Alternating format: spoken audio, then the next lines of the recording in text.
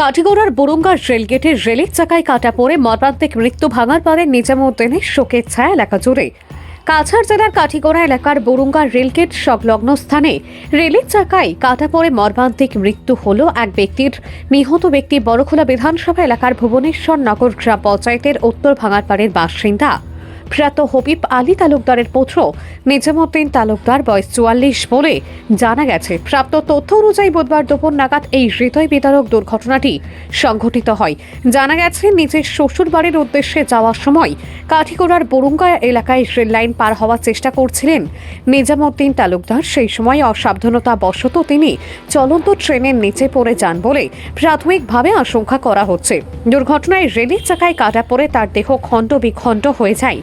ঘটনাস্থলে তৎক্ষণাৎ চাঞ্চল্য ছড়িয়ে পড়ে। খবর পেয়ে পুলিশ ঘটনাস্থলে পৌঁছে মৃতদেহ উদ্ধার করে ময়নাতদন্তের জন্য প্রেরণের প্রক্রিয়া শুরু করেছে। এই মর্মান্তিক ঘটনায় গোটা এলাকা জুড়ে শোকের ছায়া নেমে এসেছে। পুলিশ ঘটনার প্রকৃত কারণ খতিয়ে দেখে প্রয়োজনীয় তদন্ত শুরু করেছে। ইলাহি রাজুল বাঙ্গারপাড় প্রথম খণ্ডের বাসিন্দা। নাম কি?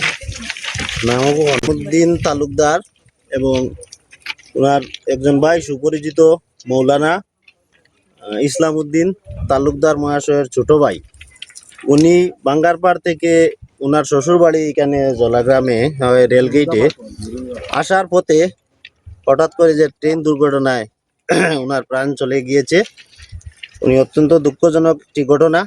আমরা এই যেটা ঘটনা হয়েছে, এই বহুত অসহায় পরিবার, ওনার পরিবারকে আর্থিক সাহায্য সহযোগিতা করার আমরা জোরালো দাবি এবং আমাদের সার্কেল অফিসার এবং কাছাড়ের ডিসি মহোদয়ের কাছে আমাদের একটাই দাবি, অনেক অসহায় একটি পরিবার, উনি মারা গিয়েছেন, ওনার পরিবারের পাশে যাতে আর্থিক সহায়তা করার জন্য আমাদের এলাকার তরফ থেকে জোরালো বিনম্র অনুরোধ করছি।